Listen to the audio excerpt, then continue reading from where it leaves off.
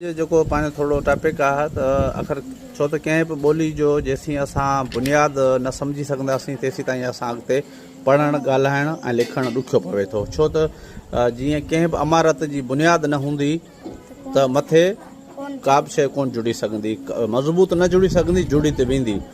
त उन जे लाइ असां पहिरियां सिंधी ॿोली खे पढ़णु ऐं सम्झण जी कोशिशि करियूं। त तव्हां बि कुझु पढ़िया आहियो त असां कुझु सुवाल करियूं त तव्हांखे छा यादि आहे त बाबा सिंधी ॿोली जो बुनियाद कॾहिं थियो ऐं कंहिं बुनियाद रखियो ऐं कॾहिं रखियो? 1853 ईस्वी में बुनियाद रखियो ऐं सर पार्टल फेयर जेके रखियो पा। अच्छा, उहो कंहिंजी गवर्नमेंट तॾहिं कंहिंजी हुकूमत हुई? अंग्रेज़नि जी हुकूमत हुई। कॾहिं ठही इहो क्या छा सरबराह हो? केरु नालो छा हो?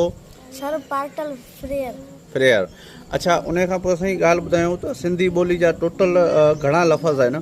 सिंधी ॿोली जा 52 अखर आहिनि। अच्छा, उन में ॾिसो उन जा जेके न जीअं अंग्रेज़ी में बि वावेल आहिनि, अंग्रेज़ी जा वावेल घणा आहिनि? बाक़ी जेके कॉन्सोनेट आहिनि, ठीकु है।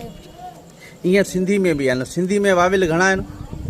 सिंधी में 3 अखर कहिड़ा? अलिफ वाफ ये वाव। अच्छा, टोटल 52 अखर। 52 अखरनि मां अच्छा अरबी जा घणा लफ़्ज़ आहिनि? अरबी जा 28 लफ़्ज़ आहिनि। अच्छा, उन खां पोइ फारसी जा 3 लफ़्ज़ आहिनि। अच्छा, हिन में जेका निज सिंधी आहिनि, निज सिंधी जा उहो केतिरा अखर आहिनि? उहे 3 लफ़्ज़ आहिनि। अच्छा, कहिड़ा? बे बे बे बे डे ऐं डेडर। डेडर बे बे या बे? बे बे बदर। अच्छा, ये डे ऐं डेडर।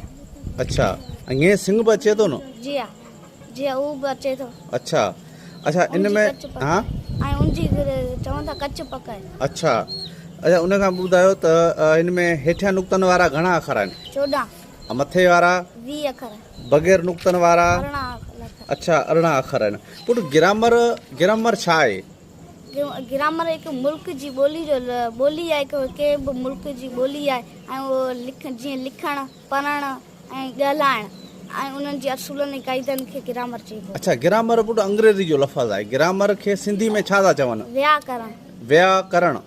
अच्छा, हिन खे सिंधी में चवंदा आहिनि।